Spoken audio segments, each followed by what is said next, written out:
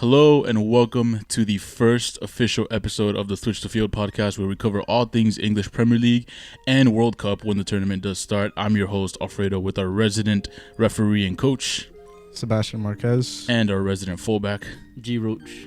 And today, we're going to be talking about a pretty crazy weekend in the Premier League. There wasn't as much movement as there was last week, but we saw some big clubs go down. Some other big clubs picked up big results. Sebastian, buddy, I think we're the farmers, brother, because this guy Giancarlo said Liverpool was going to lose to Leeds, even though I said that too. Arsenal would pick up a statement win. They did. Brother, are you a pundit? I don't know, man. Gary Neville better watch out. That guy stinks. Sebastian, my question is, though, where was Paul Pogba in all this? But let's get started with Leeds, brother. This was a huge result for them because, as we know, Jesse Marsch was under a lot of pressure. This is probably his last game before he got the sack if he didn't win. You think so, though? Yeah, I think he would have been out for sure. And I think this win actually guarantees him until 2023 at least. Don't get me wrong, he's still on the hot seat. And Leeds, he can't get relegated, of course. Right? Yeah, Leeds are still struggling to pick up wins, but this win was huge for them, even though this was a preferred matchup for them. Joe Gomez, again, shit in the back line. Stinker. Back line awful. He gave away the ball that led to the opening goal from Rodrigo. We called that. Joe Gomez has been doing that all season. Their back line's been terrible, and it showed again. Falling asleep again. Yeah. On both plays. The first goal, he fell asleep. The second goal, he was just watching Somerville. When are you going to move forward? Press the player. Especially inside the 6-yard box. How, as a defender, how do you do that? Especially knowing your team is in the mud right now. That back line, they fall asleep so often, too. There was a couple times where Trent got burned by Brendan Aronson because he just didn't have the awareness in the back. And, man, I know you can say as much as you want about him in attack, but that guy is such a liability on It's not worth it. Yeah, and on top of that, he hasn't even been good in attack this season. He's been all right, but the defensive, even if he was spectacular, his defensive liabilities are far too lethal for you to keep him on the pitch. I mean, we saw it versus Arsenal. The first minute, he was asleep. Martinelli just walked in and scored. Like it was nothing. Awful. But, yeah, huge win for Leeds. Again, Somerville coming up huge with his first goal of the season. Brendan Aronson had another good performance. Brendan Aronson is incredible. I'm not going to lie to you. I will say this, though. I do think that if Brendan Aronson scored that volley, I don't know if Leeds would have won that game. What? I don't know. Going up 2-1 that early, I don't think they hold it on for the rest of the game. To be fair, they were going back and forth, but Leeds, they were pressing the entire game. The game changes a lot if you score 2-1. Liverpool make changes tactically, and that just changes the entire. But I don't think so because Leeds were already playing very well. Melier had a great game. Oh, absolutely. And Brendan Aronson does not stop running. Neither does Tyler Adams. So in the press, they were incredible. But I think Liverpool would just lack the hunger. They lack the hunger. That's why they look sad every time they open up a game, and that's why they always concede often. I saw a stat in the past 8 games they conceded within the first 15 minutes. I was just about to say about Tyler Adams. He actually missed the game against Fulham. He was back this time, and I mean your defense is gonna look a lot better anytime you have the GOAT in front of your back line. So, yeah. Like we said already, it was huge for Leeds. Huge. Also huge for all three of us as big-time Liverpool haters. Facts. But yeah, Liverpool. Nunez looking sad in front of goal. Nunez missed a couple chances. There was one where he slipped. Yeah, great on Melier on that one-on-one save, but terrible on Nunez. How do you shoot straight at the goalkeeper? He came out great, making himself big, but terrible shot. Yeah. Typical of Uruguayan La Caca, though. But another huge result. Can't you say that shit with a straight face, bro? Brighton beat Chelsea 4-1. Yeah, on Potter's return. Thank God I'm a Real Madrid fan, bro. I would never take that shit. Fuck Chelsea, man, right, buddy? That's why he's not wearing the Fuck Chelsea that shit jersey today, huh? But yeah. What was that record you said about managers playing against their former team? If managers leave their current club to another Premier League club and meet them again, they lose. I think it's 0-3-5. Now 0-3-6. Yeah, I'm not gonna lie. This is one of those games that current form had nothing to do with it because. Well, I disagree. Chelsea have never lost to Brighton. I think it was something like that. When what's his name? When Trossard put the goal to put them up 1-0, that was the first lead they had ever had against Chelsea. Yeah, I honestly found that surprising because Brighton have always given us a pretty good game. Like every time we play them in the last couple of years. But yeah, I think it had been like over 70-something years since like we last lost to Brighton. It's insane. But yeah, Thiago Silva masterclass in the first 15 minutes. Oh, brother. I'm not gonna lie, he was actually really bad though. Like he had those clearances that saved Chelsea from going down. He did. Yeah, I was about to say he's the one that caused the mistake. Yeah. And I'm not gonna lie, Thiago Silva, like that, I can't remember him having a game that bad. He's been, since he came to Chelsea, he's been one of our most consistent players. Like I can't remember a bad performance he had off the top of my head. And I can do that for a lot of Chelsea players, but I had never seen him have a game this bad. Yeah, Thiago Silva was really, really bad. Those first 15 minutes were awful, man. Yeah. But I mean, if we're talking about bright side, Chelsea looked lethal. They had plenty of chances. The same amount of chances that Brighton had, and probably more blatant and in front of goal. Yeah. But they just can't finish. Our attackers are just awful. Like that miss by Conor Gallagher, and then an even worse miss by Christian Pulisic, bro. I was gonna say that. Yeah, Bro, I love that guy. You guys know I love that guy, but I'm not gonna sugarcoat it. That was one of the worst misses I've seen all season from any Chelsea player, bro. And like, I saw a lot of Chelsea fans saying that we're at that point of the cycle with Pulisic where he gets like good performances off the bench, and the fans are like calling for him to start, and then he drops a stinker. Like, it's just, That sums it up. Yeah, it's this type of performance that's gonna get him on the bench for the next 4 games, and like I don't think he deserves that, but that's just how it goes with him and with these managers at Chelsea. Since To be he's fair, been Conor Gallagher should have scored that. No, absolutely. He had nobody in front of him. He shot it straight at the keeper. Straight at the keeper. It was literally a one-on-one. Just the defenders are closing out on the left and right. But he, like, from his vision, there's nobody in front of him except for the keeper. He Same with Pulisic. Same with Pulisic. It's the same Yeah, thing with him as well. I try to find excuses to defend my guy, bro, but there's no bro. excuse for that, bro. The credit to Brighton. I mean, Trossard has been immense for them. Absolutely. Estupiñán and Moises Caicedo, the 2 Ecuadorians, have been playing very, very well for them. And Mitoma, the Japanese player, I believe, he's been playing very well. They have a good squad, and now that De Serbi has his first win, I believe. Yeah, that was their first win.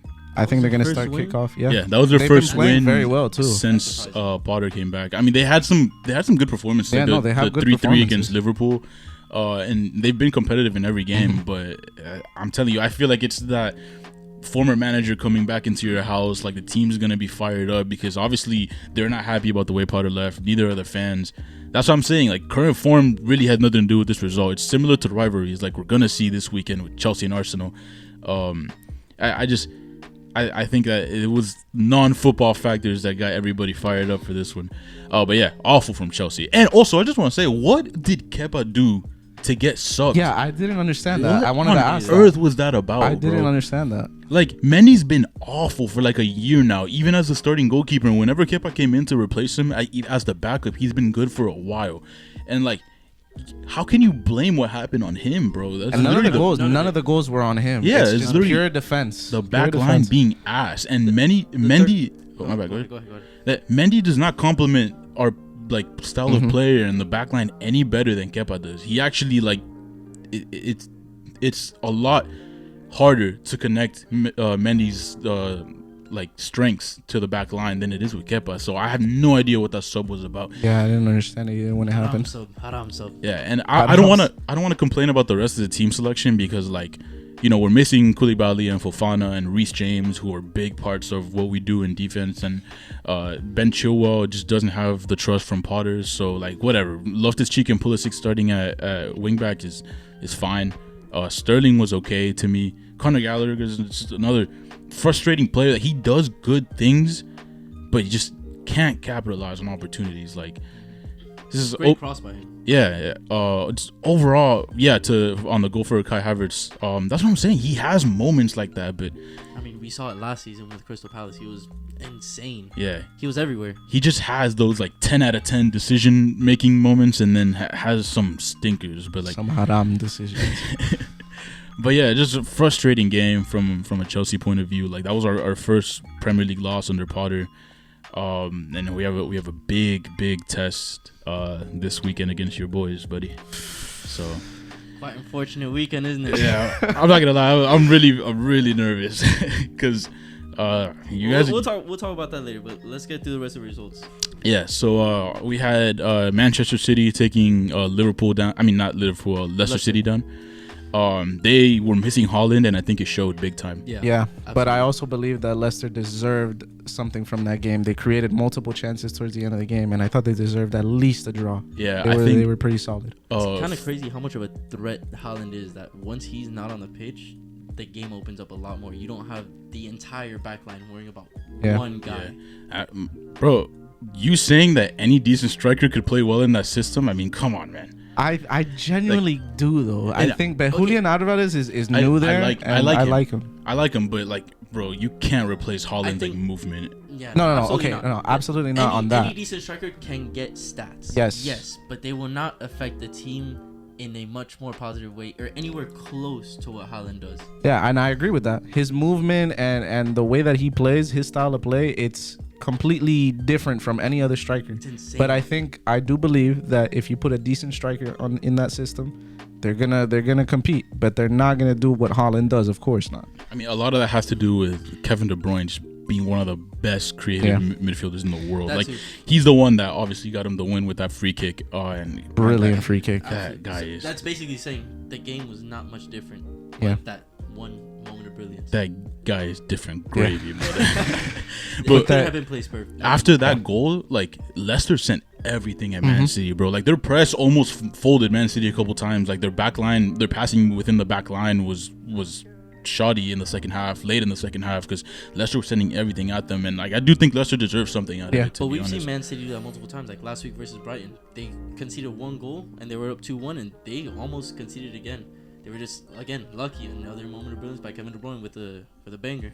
Yeah, that guy, he's incredible, man. Yeah, so, like, Man City he's don't always unbelievable. play great, but they just have too much talent. Like way too much talent to be losing games like that. Yeah, but otherwise, around the league, Newcastle, another big win, dominated Aston Villa. Yeah, there was no competition. Even when Martinez went out, there was still no competition in that.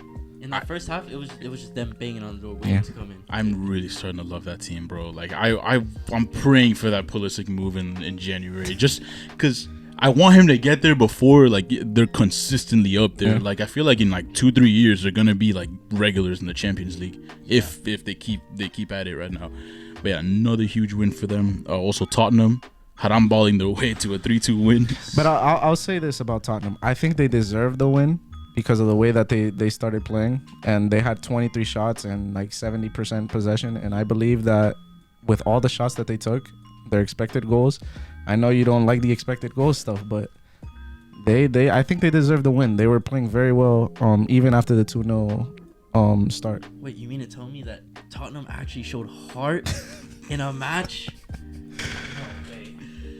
Yeah, I mean, expected goals obviously matter. I just hate the whole like people saying that this whole moral victory shit. I get it. People saying expected goals or like expected goals is more of like a stat of like the chances that they created, not more like, oh, we played better so we should have scored more goals. It was like that, like based on the actual chances. That's why I don't hate it. Yeah, but like strictly stat watching, like, oh, we had more shots on target. Yeah, but were they good shots? Yeah, that's why I don't like it. And the thing you said about expected goals, like when you get a penalty, it goes up to like 0.8 or something. Yeah, that is. Well, there's some websites that actually show without the penalties. Oh, really? So yeah, the ones that I look at they show without the penalties. Okay. So like when I gave you guys the expected goals for Arsenal Liverpool, that was without the penalty chance, which is why I still said that we should have won that game. But yeah, some other results, some more non-consequential ones to us and I guess the rest of the league. Crystal Palace 1-0 over Southampton, Brentford 1-1 over Wolves. Fulham, Everton, a game we expected to be a lot better than it ended up being. Yeah, but I mean, like, it was great goalkeeping and also bad shots. They had the chances. They were just either at the goalkeeper or missed wide open. Mitrovic had so many chances that you see him against any Big Six team, he's slotting it in. But for some reason, he was just off. We've seen him punish our teams. Yeah, is that the guy is scary. Craving cottage juice, brother. But yeah, then also, of course, your boys, you said they were going to have a statement win. They had to show that they had it in them to score goals. If we don't beat Nottingham like that, we get taken less serious by every other team. Yeah. And you could just tell that first goal by Martinelli, when that cross came in, there was nobody in that area, and Martinelli came diving in for that header. The rest, finally just making the right decision inside the box. That Odegaard goal. 3 weeks ago, Odegaard would have made a pass for his goal. Thank God. Yeah, he was being really hesitant. I remember during the beginning of the season, oh my God. Like versus Man United, that easy chance he had to make it 2-1 or equalize, and he tried putting in the perfect corner. Bro, just put your foot through the ball. Putting it in the corner is not going to work every time. Put your foot through the ball, you have a better chance. Yeah. Put it on target. He watched Raheem Sterling and said, I got to switch it up. But yeah, big statement win for them. You know what's crazy about Arsenal, though, is that they, like, lost a game in October. No. They dropped points for the first time in a long time in October. People saying that Arsenal fell off, and I think you guys won, 7 of your 9 games in October? We won every game except for the United game. No, that was in September. I'm talking about October specifically. Just south. Besides the Europa League, yeah. We won and besides the Europa League. Yeah. We won every game except for that. You said PSV won, right? Mm-hmm. Yeah, so you won 7 of your 9 games, which is still insane for Arsenal standards, bro. Like, years ago, bro, if you told any Premier League fan that Arsenal would be on this good a form, they wouldn't have believed it. So I find the whole, you guys didn't believe it when I said this season we would win our games that we should win. And we'd struggle against top 6. I didn't say we wouldn't, but we would win the games that we should. And thank God it's coming true. Yeah, so another result that was a lot more consequential because it saw Manchester United leapfrog Chelsea in the standings. United's 1-0 win against West Ham. I'll be honest. We didn't play great. We just got away with it. To be honest, because of there's different things that happen in the team. Without Varane, without Lindelof, and you start Maguire. There's a clear problem because with Varane and Lindelof, we actually press up higher, and so that gives our players more time, and we can counter press better. Maguire just sometimes slides into tackles in the midfield when he doesn't need to, and Lisandro has to cover for him. With Varane or Lindelof, that doesn't happen. I mean, to be fair, West Ham's chances were really only half chances that were like long shots. And I mean, besides that one header towards the end of the game where De Gea had to make an incredible save. Yeah. The rest were just half chances that were long shots. I mean, I guess because they weren't pressing higher, it allowed them to take those long shots. But I still think defensively you guys were solid. No, we were solid, but there's moments you can't that's be different without Varane or Lindelof. Yeah, I mean, it's completely different. I mean, it's completely different with him.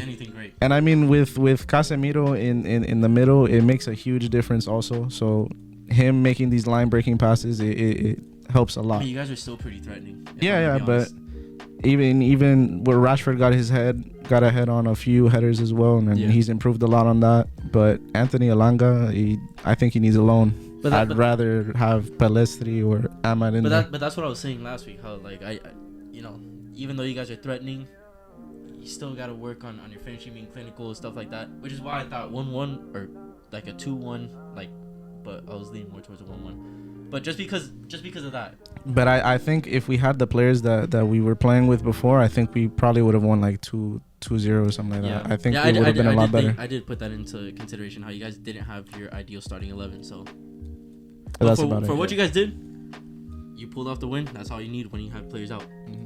Moving into this weekend, there's some big games, obviously, between the two of us. But we're going to start off with Leeds and Bournemouth. What are you guys feeling? I hope Leeds get a statement win there. Like, obviously not statement as in like 5, but a solid 2-0, like, comfortable win. I think with Leeds versus Bournemouth, I think it's also going to be like a little tight. So I'm going to go with 1-1. Yeah, I'm not going to lie. Leeds literally never dominate anybody. They also never really get dominated, in my opinion.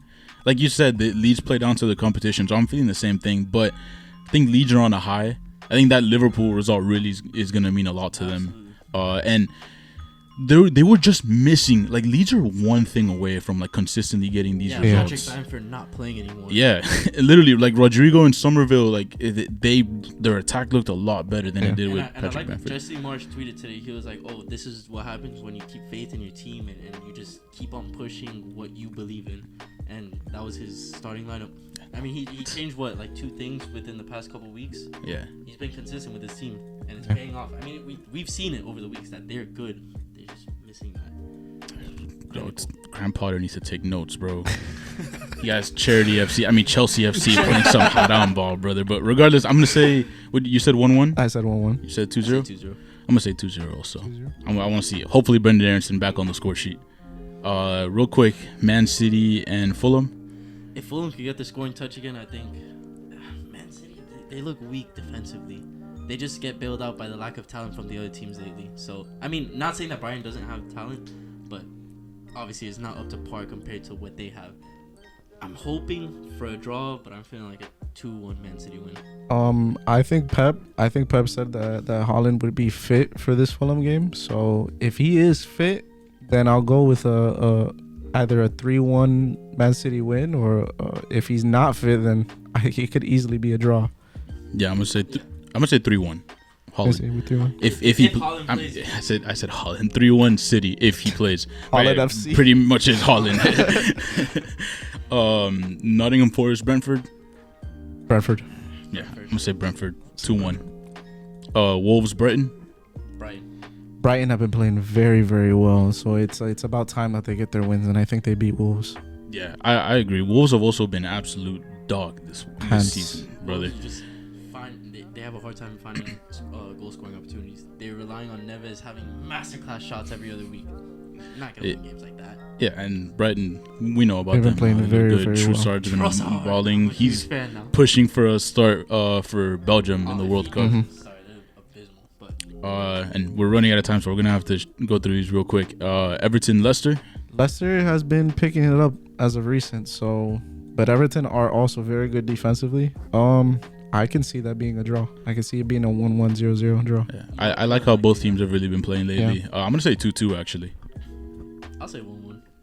I agree with the 1-1. All right, Aston Villa United. Unai Emery is back. Good evening. You already know it. Everybody gangster till it's good evening. But we play at Villa Park that game. I am afraid.